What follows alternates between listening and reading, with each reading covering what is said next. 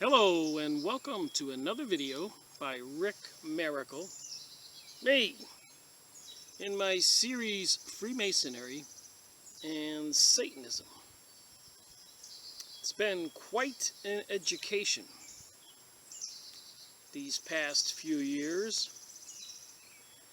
Actually since 2005 when I started reading books, collecting books, and magazines and pictures and press releases, paying attention, trying to figure out what the heck is going on planet Earth, here in the United States.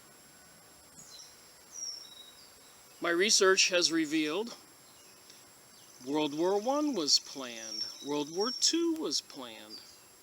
They had false flag events to kick off the war.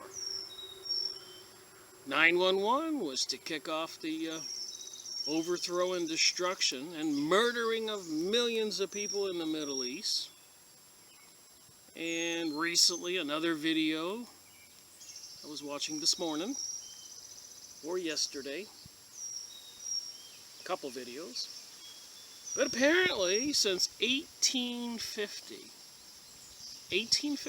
this is 2016, but around 1850, apparently a lot of people were fleeing Russia and finding safe refuge in Germany.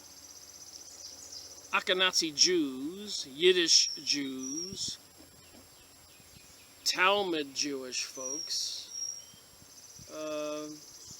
and they constituted about 2% of the population in Germany, but wound up in control of the money supply, and 50% of the newspapers and politicians and banking systems and property and real estate rather quickly, 1850.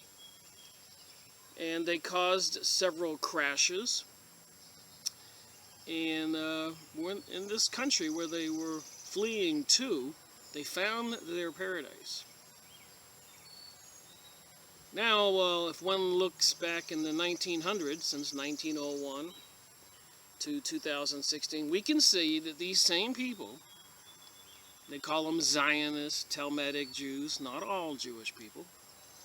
I've learned a lot of what I have learned because of Jewish people who wrote books. Jack Bernstein, the American Jew who moved to Israel, his book. Rabbi Marvin Antelman, the Bloody Zion book I went over, and so many more.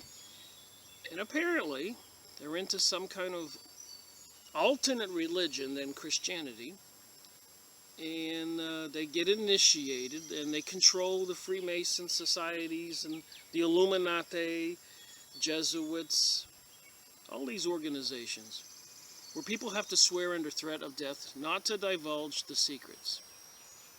So from 1850 to today, we can see that, like dominoes, these initiates, these people into apparently some Luciferian satanic religion, not wanting to obey and accept the 10 Commandments as a guideline.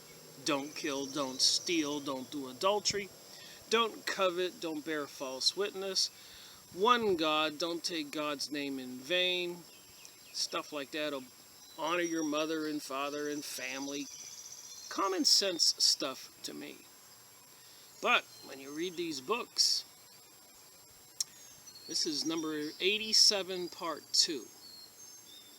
So I've been kind of dancing around these topics of this cosmology religion, with these initiates and their secrets and the... Look at this picture. There's the master showing the aspirant, the initiate, the way. You have to let go of everything. Open yourself up to the higher power to come in through you.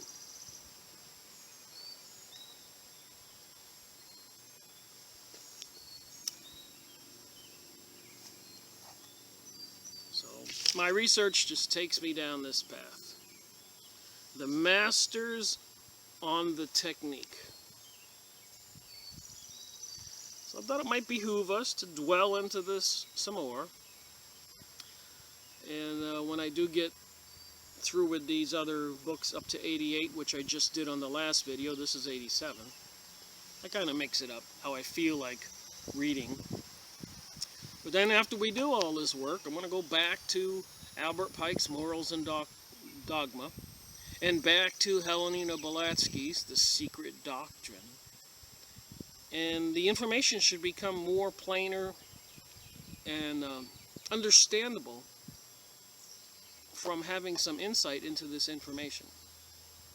And these secret initiates, societies worldwide who control the press, the media, the TV, magazines, banking systems, bribing the politicians and CEOs of huge corporations. Lots of stuff done in secret. What is their ultimate aim? That is the question. It appears it's the New World Order, the New Age. And it appears they want to wipe out Christianity and any kind of morality. And even in 1850 in Germany, they brought decadence, homosexuality to the theater and to the education of the people. Perversion. And they did the same thing here in the USA. They even have books. Hollywood, the Jewish Empire. So they consistent in what they're doing. And apparently in the last 2,000 years, videos that I have watched, people who have done serious research, have documented that wherever these Jewish, Ashkenazi, Zionist, Mystery School of Babylon cult worshippers of Lucifer, which they don't have to be Jews, they got a lot of other people that are being initiated into these cults.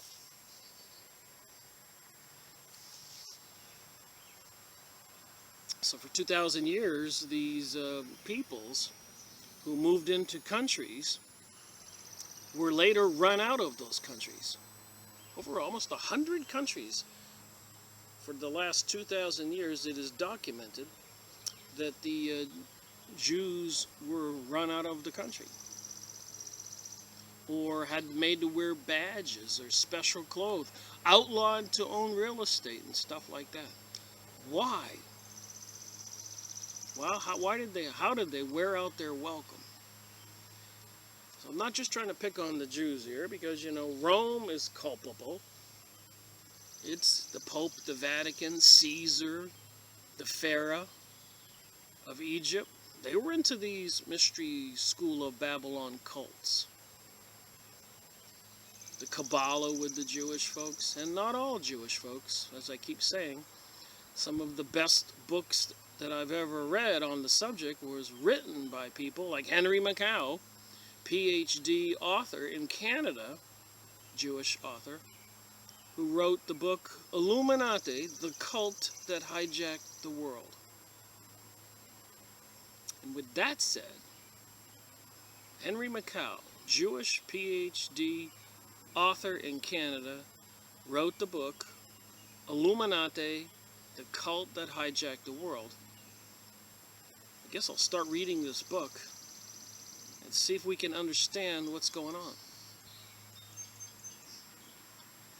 Life affords no greater privilege than to be consciously active in some aspect of the evolutionary effort. Life affords no greater privilege than to be consciously active in some aspect of the evolutionary effort. What evolutionary effort? Yet the technique of the master is not easy to understand or to translate into life. He knows too well the extreme rigor of its laws to demand from any soul what it has not yet found the power and insight to give. For the first step is entirely spontaneous and arises from a soul vibration which is the culmination of a mature experience in the psychic response. This experience is usually not an acquirement of the present incarnation, but exists as subjective memory. The history of its direct attainment is hidden in the past and is now chiefly shown in swift and sure response to occult truth, in any form and accompanied with exceptional ability to some nature for its expression. So I guess you have to be exposed to occult truth. Wherever this response exists, is of a pure and powerful character, there we may discern the silent influence of the Master's realm upon an awakened soul in a far time. The Master's realm, an awakened soul. So I guess they're acknowledging we have souls. He is now ready for the technique of the Master. There will be for him in the scripture of wisdom a geometry of the Spirit, which he will delight to ponder and apply to the infinite intricacies of life and character. Humanity passing and repassing between the two eternities will no longer appear to him as an uninteresting pageant and unrelated to himself. The power and passion of its living blood will create a mighty music in his soul, often very hard to be born. Vibrant harmonies will arise within and sweep to celestial heights. Strange chords of somber pitch will mingle with his song of life. The keen breath of a superhuman strength must have touched both heart and brain to enable him to stand before the knowledge that this symphony of 1,000 voices of joy and sorrow is indeed his own collective karma in martial array, opening the gates of self-cognitive. It is the Master's response to the soul's endeavor. It is the Master's technique demonstrating within him, whose inexorable law is that every latent germ of good and evil in the personal life shall be awakened and declare itself. Every latent germ of good and evil in the personal life shall be awakened and declare itself. Many are the misgivings of the aspirant when that law begins to operate in his life. He may well think that, far from making the good progress expected, he is on the path to retrogression. It is not enough, says the Master, to know thoroughly what the discipline is capable of doing or not doing at the time and under the circumstances during probation. We have to know of what he may be capable under different and every kind of opportunities, a stern and exacting law of which the world knows nothing. Therefore, the aspirant must be perfectly willing and ready to withstand its criticism. There is nothing intentionally mystifying in the procedure. It is simply a procedure that runs counter to all other procedures he is conversant with and for which he has to develop a rare discrimination. It cannot be expected that he will be entrusted with new and altogether higher responsibilities in a totally different realm of mentation and action unless he has been drastically probed and tested by the searching influences proceeding from the higher plane. So you have to be probed and searched from some influences, entities from a higher plane. New faculties emerge under stress, not in the unexercised nature of he who fears the consequences of self-discovery. There is no smooth and easy path of ascent here. All right, continuing. The aspirant is here dealing with the intangible self, pregnant with undelivered karma, and the word of knowledge and the right vibrational value may be all sufficient to precipitate a phase of circumstances, perplexing and painful, but written largely in nature's great law, and which must be met and understood. Wow. It is the conscious effort to progress on the path which is the determining factor. Until that moment, life moves slowly onward at its appointed pace. The furniture of the mind is well known and thoroughly catalogued, the selection considered excellent and becoming, nothing eccentric or revolutionary, nothing at variance with the preconceived scheme to disturb the aesthetic taste of its possessor, but the counterfeit peace of stagnation and conformity is not for the pioneer. The tidal wave of evolution will surely agitate the still waters in good time and compel advancement.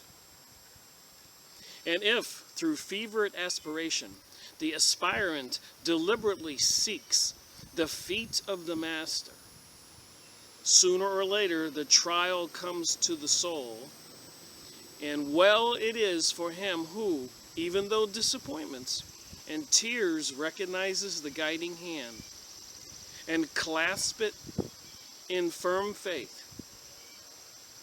So the aspirant deliberately seeks the feet of the master. The master has said, the mass of human sin and frailty is distributed throughout the life of the man who is content to remain an average mortal.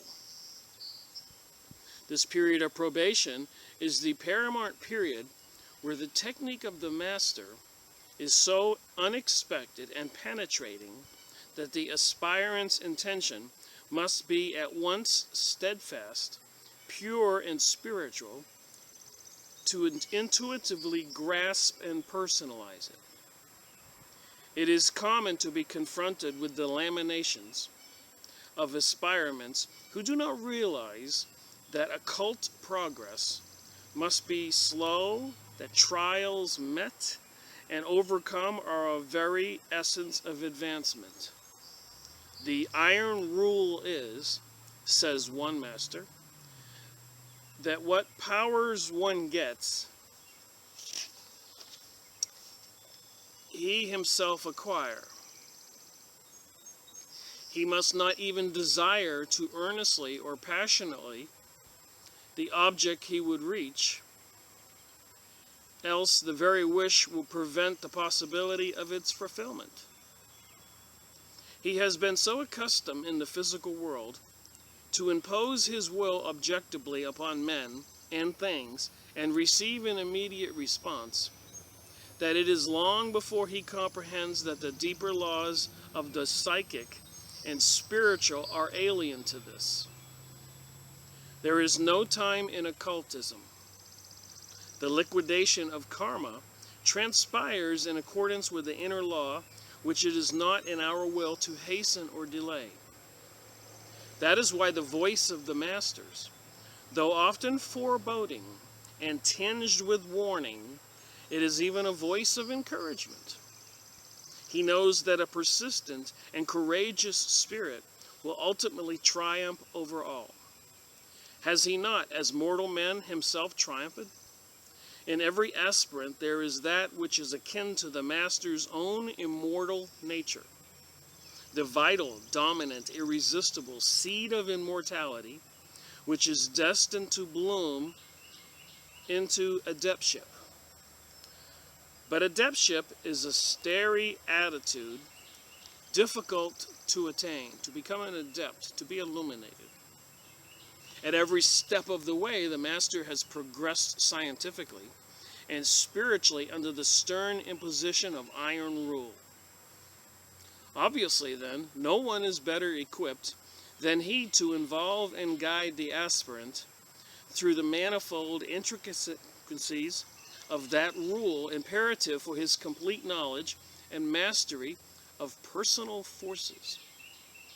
Only through ceaseless application and after pains incredible do the masters of the arts and sciences attain this superb insight and mastery and inspire and redeem humanity from the commonplace and the trivial, and entrance the dreaming idealist into the ecstatic yearning for the infinite.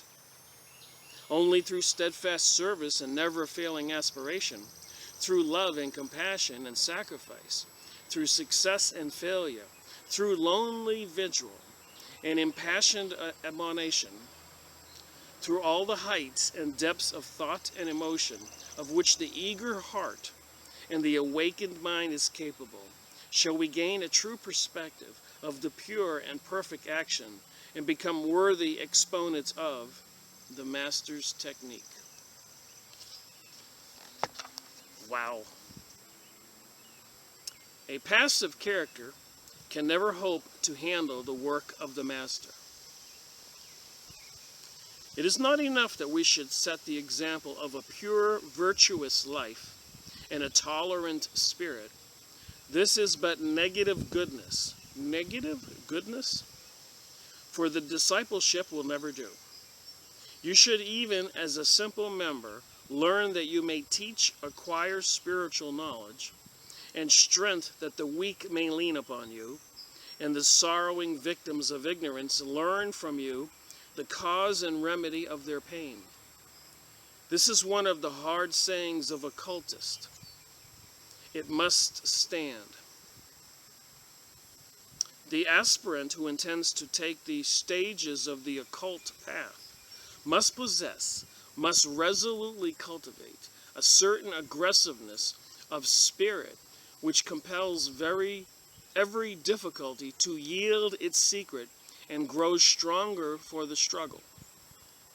And one of the reasons for the insistence upon utter assertiveness is that we have to deal subjectively with powers and influences on other planes than the visible which worked actively in the personal life.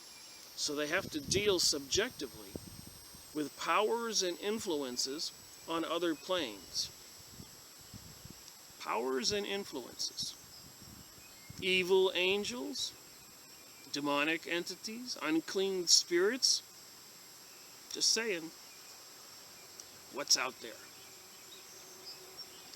The dark host of the brothers of the shadow, always on the watch to perplex and haze the neophyte's brain.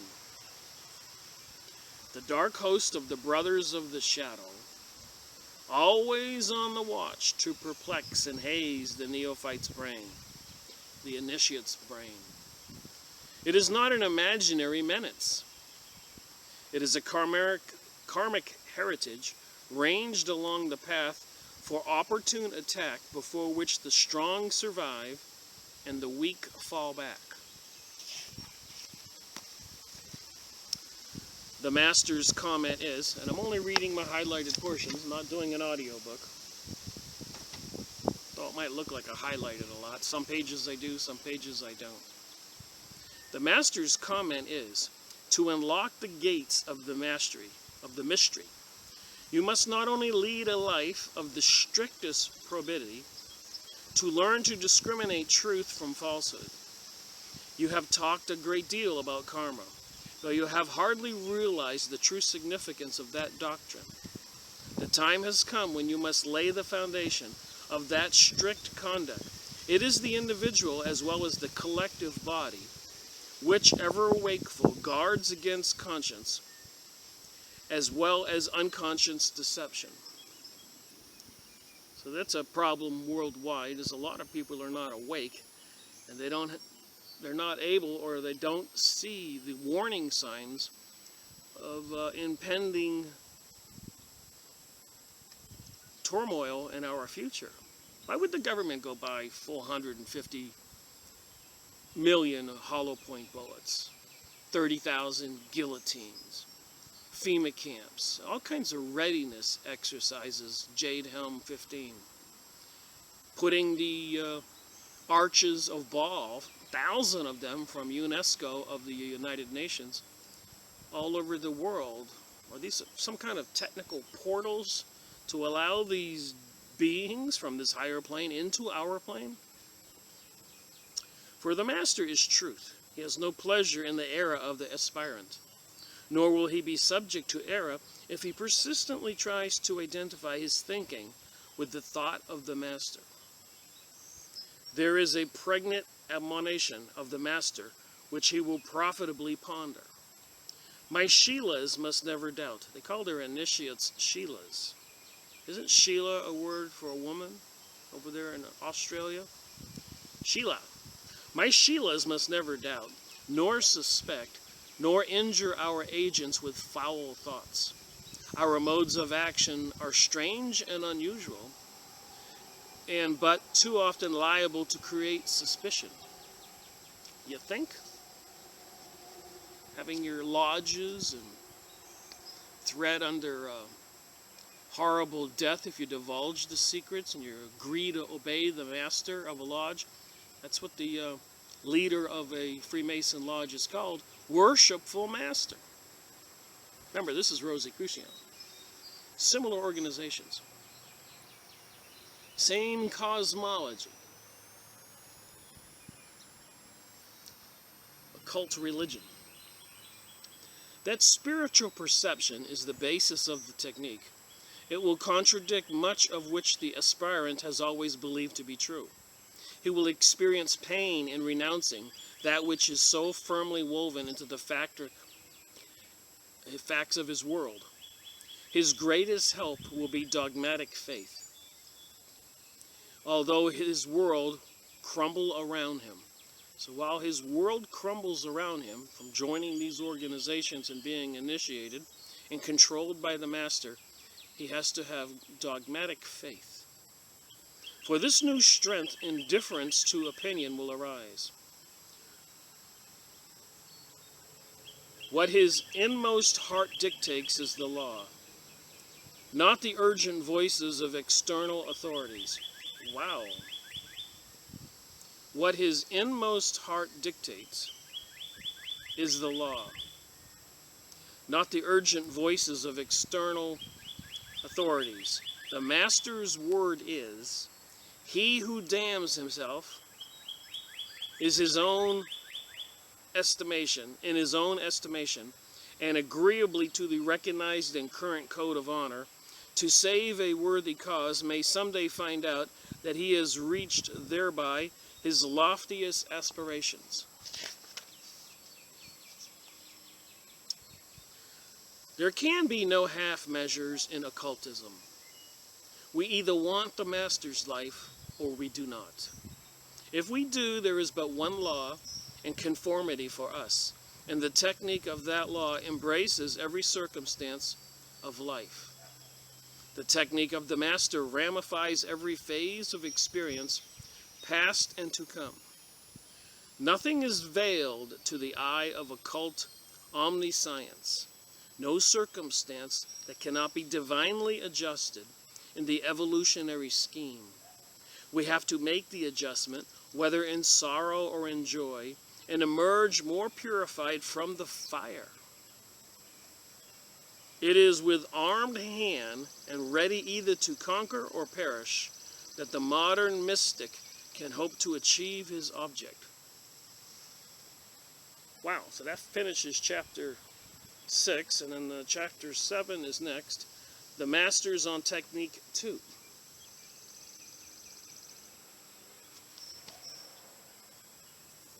All right, here we go.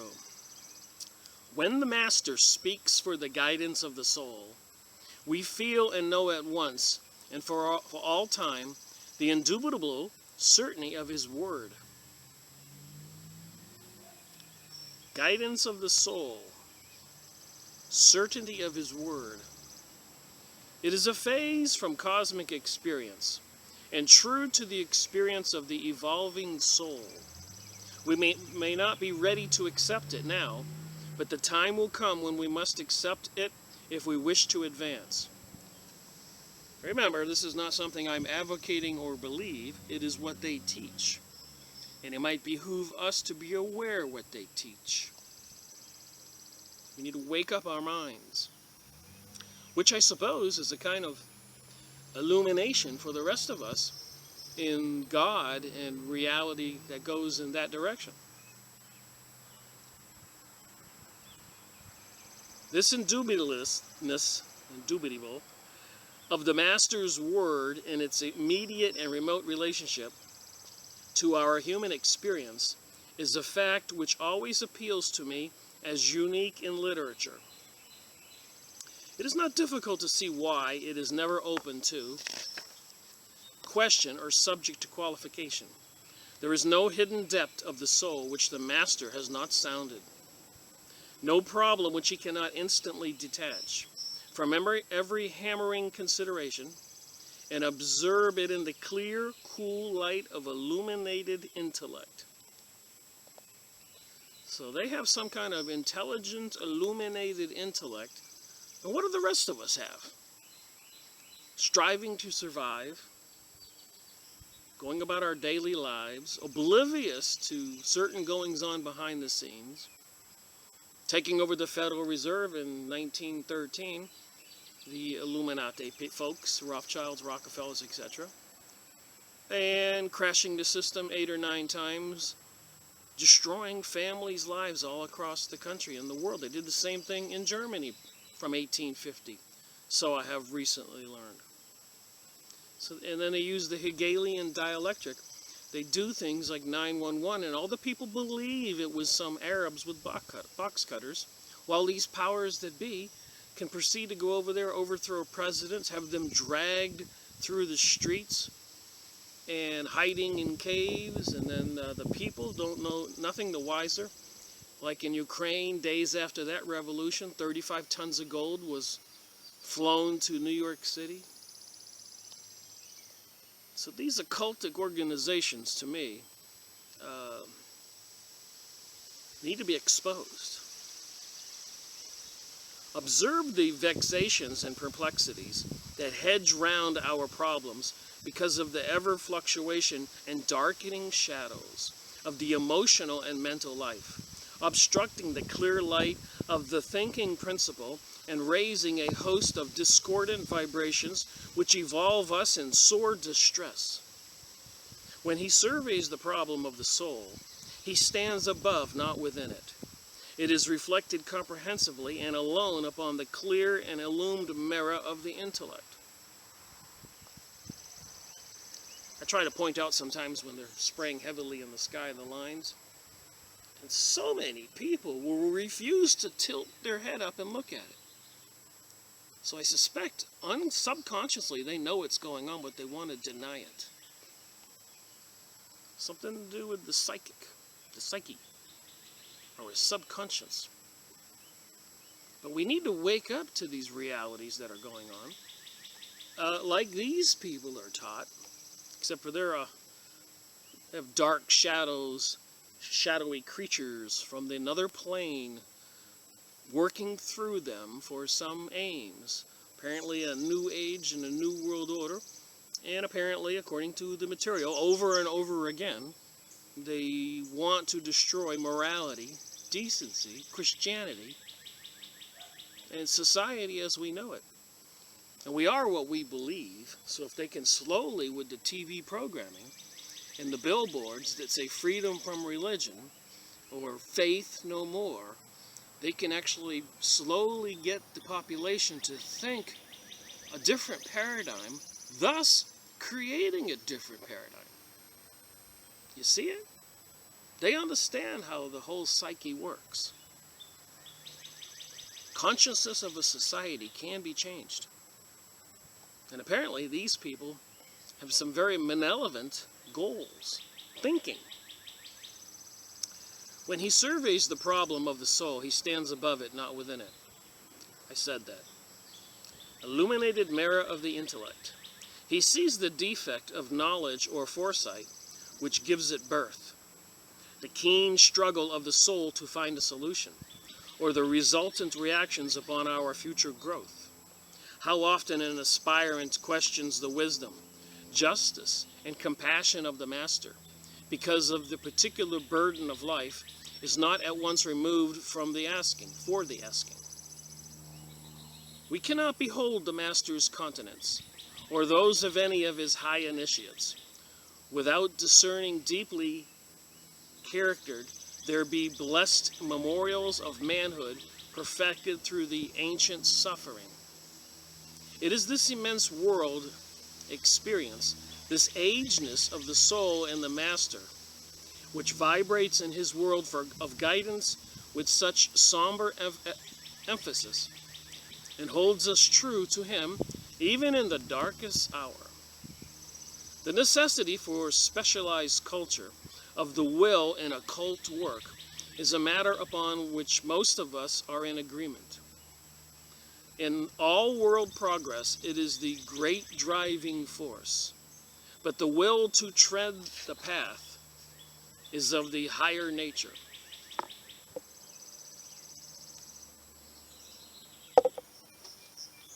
And when, through study and meditation, and one-pointed determination to achieve masterhood, this inner self or spiritual will is gradually released and begins to act powerfully in the personality.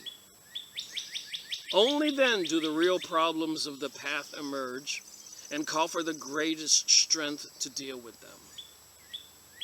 The aspirant who is not yet sure of himself, who has not realized fully the depth and reality of his pledge of allegiance to the Master, is often greatly perturbed at the definite changes occurring in his mental life and the altered aspects of circumstances. So they said in some of these cults that I've seen in the news throughout history that these people are under some kind of mind control. So they have to completely submit to the Master's will, and apparently to the will of these entities on another plane, the shadowy characters. That life itself is the greatest initiator is a profound occult truth. So life itself is the great initiator, is a profound occult truth. And you can see I'm not reading everything. Get the book if you're interested. Technique of the Master. I'm just trying to expose in my videos that this is going on. Whatever kinds of cults are out there, whether it's a witch's coven, a Kabbalist, Rosicrucian, Freemason, York Rite, Scottish Rite, Illuminati, Jesuit, Zionist, all these people. Reminds me of the Star Wars movies, the Empire and the Dark Force versus the force of goodness. All this, I guess, other kinds of energies or power. This is a factor for reflection. If the common experience of life has not been such as to initiate the aspirant into the true value and force of the will in some of the higher aspects, his allegiance to and active work for the Master will surely demand this at no distant time. He will be thrown back upon his inner strength in the very act of demanding that strength from the Master. The Master's Serpius of the Egyptian Brotherhood refers specifically to this matter of energetic direction of the will. For he who hopes to solve in time the great problems of the macrocosm, world, and conquer face to face the dweller, taking thus by violence the threshold on which lie buried nature's most mysterious secrets, must try first the energy of his willpower, the indomitable resolution to succeed, bringing out to light all the hidden mental faculties of his Atma and his highest intelligence, get at the problems of man's nature, and solve first the mysteries of the heart. So I am convinced, like anybody can do, that all people are probably psychic to some degree. Can use a pendulum or a rod to find water and check the quality of water or vitamins, or access our subconscious, which I think is connected to the divine world.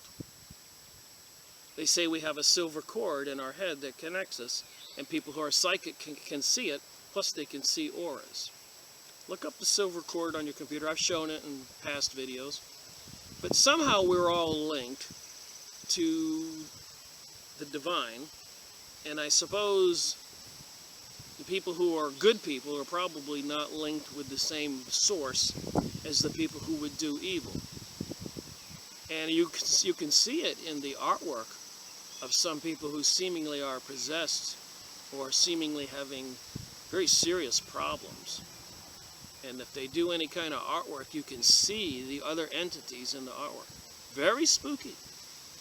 I've gone over this. If we are still children and require our disciplinary instruction, well sugared, nay, lived for us, the divine admonition of the Master will certainly prove too much for our human nature and repel us. So if these people have their disciplinary action well sugared, so I guess it shouldn't be sugared, so it should be tough disciplinary action. A higher discipline and consequent renunciation, perhaps of a certain common interest, which have had their day and dissipate his energy.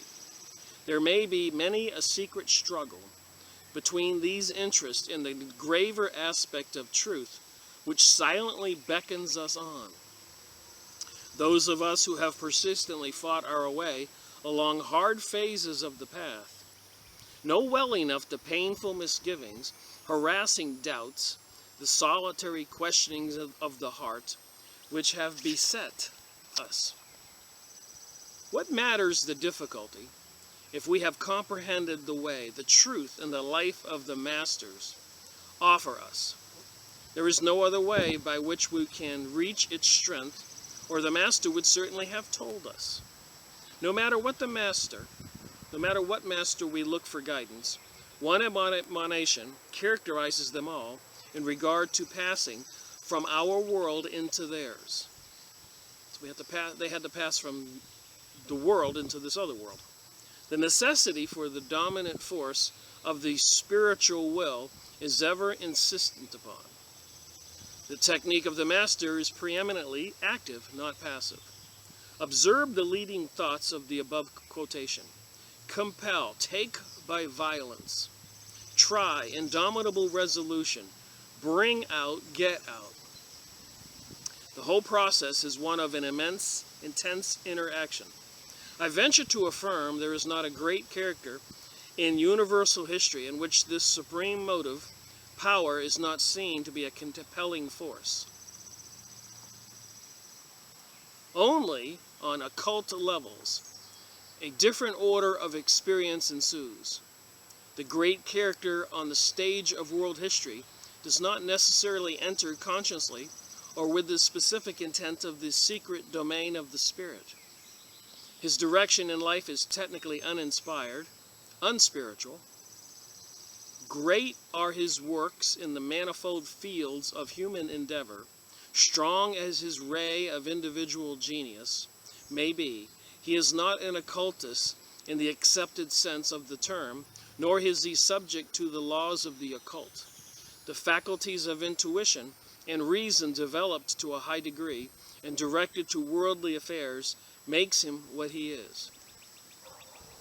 So the saying here that many of a great people, leaders in history, were probably acted upon by the greater self, the will. Now the Master exercises all the prerogatives of genius, all the faculties of human consciousness. In him are raised to their highest potency, And in addition, the spiritual counterparts, so to speak, of these faculties, are operative and under perfect control. Hence his vast authority and supreme value and august ascendancy over the highest manifestation of human genius. It is to the development of these deeper faculties, the spiritual counterparts of the finest faculties of human consciousness, that the attention of the aspirant to the technique is given. Hence the note of severity which characterizes the discipline inculcated by the master. And in the attempting to pass beyond the frontiers of common worldly experience, no matter to what height in any of the varied forms natural genius may have carried him, within this experience, in the deliberate, conscious attempt to take the word of the master and occultly speculate into the silent and mysterious domain of the super experience, the will is subjected to the finer and superphysical tests which are unalterable laws of that domain. No man can offer himself sincerely as a candidate for the technique without setting up within powerful reactions of a particular and intimate character which will surely try out what sort of man he is. It is the initial stage of a process of readjustment of all his values. So the initiate has to have all his values readjusted. There is nothing to be feared in the quest. Conscientious study and meditation will fit him for it. I'm thinking about all the people going to yoga. Nor has he to prepare to lose that which is dear and valuable to him, or renounce any talent or prestige he possesses in the world of men, or throw up any business or domestic obligation to which he is committed. He has simply to cultivate the strength to realize himself as he is, which implies far more than we usually think. For when the force of concentrated will, imagine trying to look at a cup on the table and move it.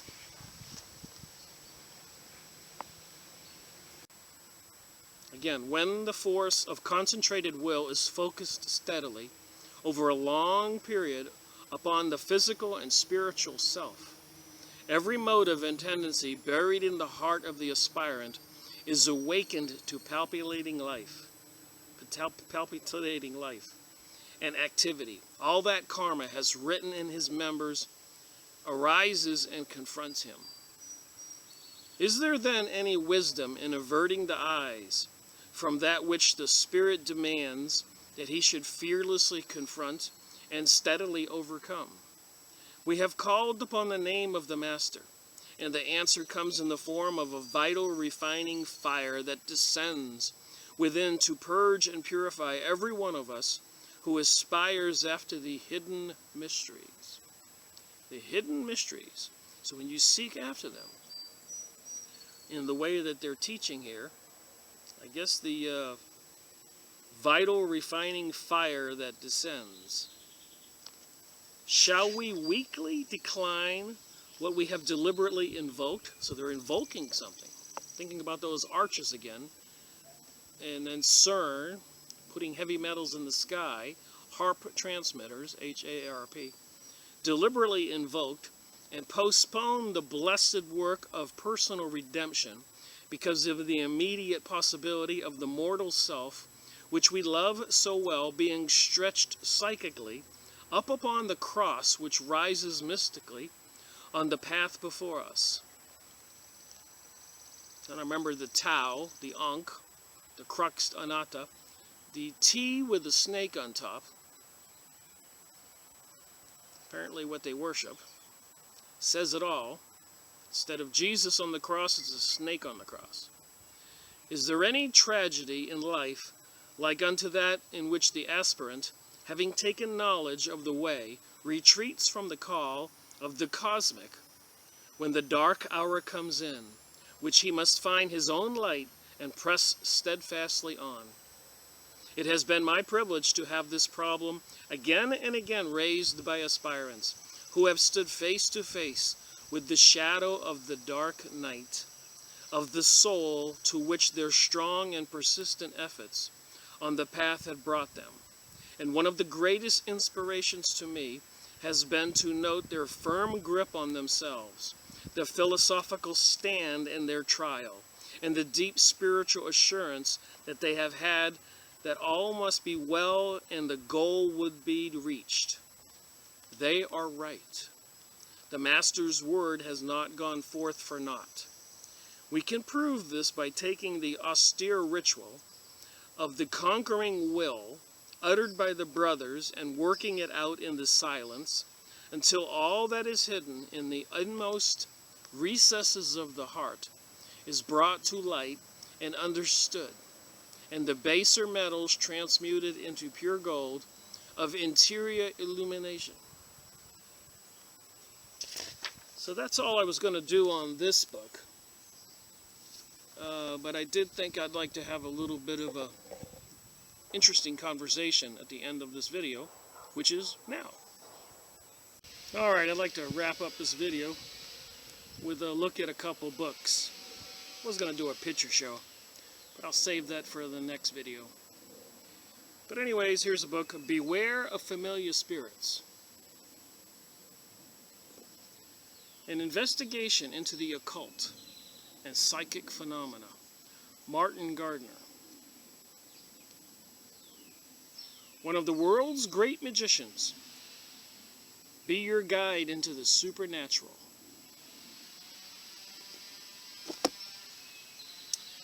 Mind as Healer, Mind as Slayer. A holistic approach to preventing stress disorders. And I sincerely believe that if people can get a grip mentally on what's going on in the world, they'll actually be healthier. It is the unknown and the fear that destroys. Number in Scriptures. Number in Scripture. An invaluable guide to the study of biblical numerology. I mention numerology a lot. Or numerics.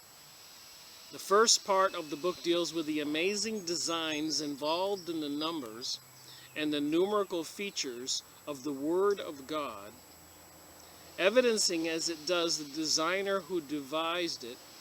The second part covers the spiritual significance and symbolic connotations of those numbers which repeatedly appear in the same or similar context, connections throughout the Bible. I found one simple thing I'd like to read here.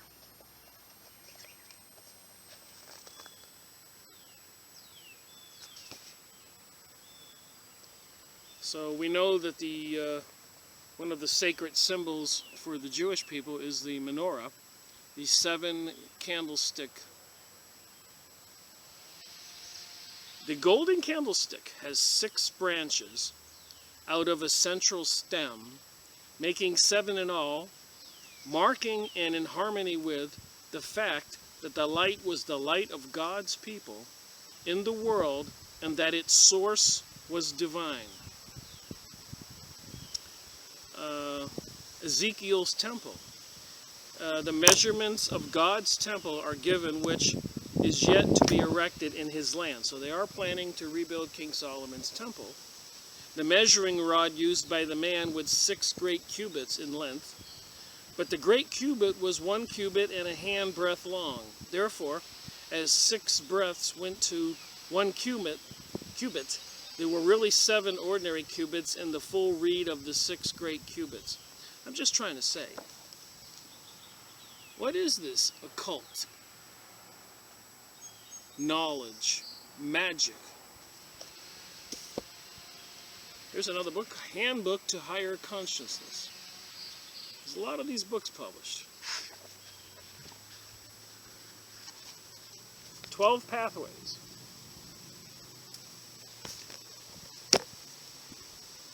The Way of the Shama.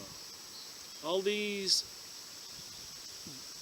healers throughout the world and all the native tribes had a witch doctor or Shama or somebody who was handed down the knowledge on how to solve problems for the tribes by going into meditative state or drug-induced states and communicating with higher beings, as we've been talking about. The cosmic energizer, miracle power of the universe.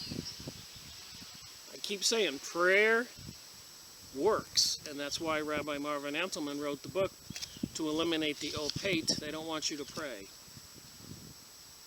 So here we got something on page 41.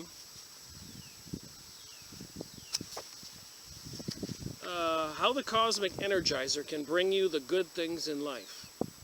Abraham Lincoln said, "I have been driven many times to my knees by the overwhelming conviction that I had nowhere else to go.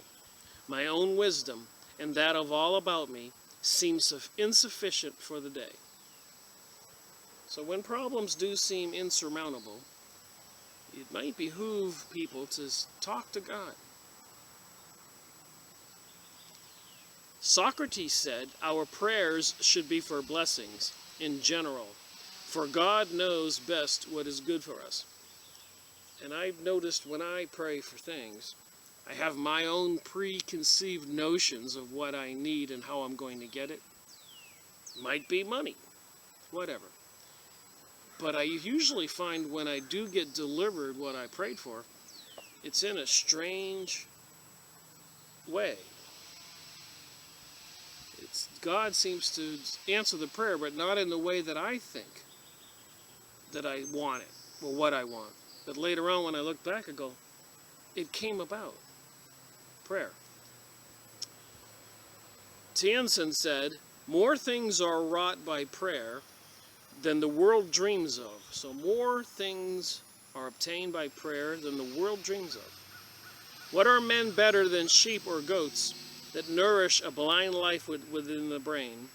If knowing God, they lift no hands of prayer, both for themselves and those who call them friends.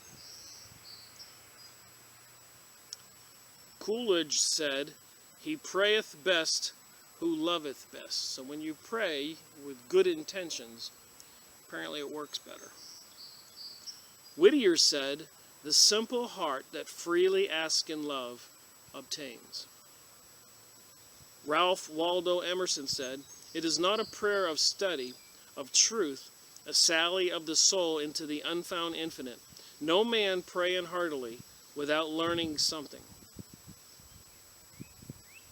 There is an old proverb that says, what men usually ask for when they pray to God is that 2 and 2 may not make 4. And then this was a fantastic book. Got a lot of books here to go over in the future. I don't know if I'll live long enough. I got so many books. Sweet Spirits. Kenny Kingston, Psychic to the Stars. How to Develop Your People Power. There's some crazy stuff in this book.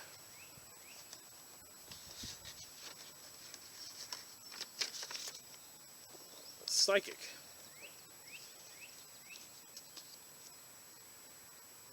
Here's him and his license plates. Seeker. There's his license plate. Seeker.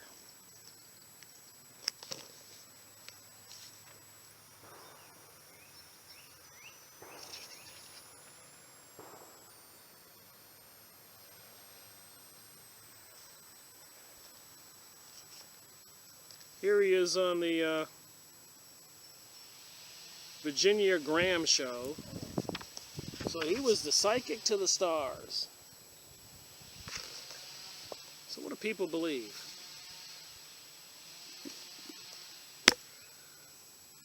So I'm not trying to just say that all people in the Rosicrucians or Freemasons or anything like that are all evil. I'm saying that there is a pyramidal structure. They might be being used. They apparently, like it says in the Technique of the Master, they have to let go and change their whole paradigm of thinking. Brainwashed, controlled, obey the Master. It's all an interesting conversation. Thank you for watching my video. Rick Miracle reporting.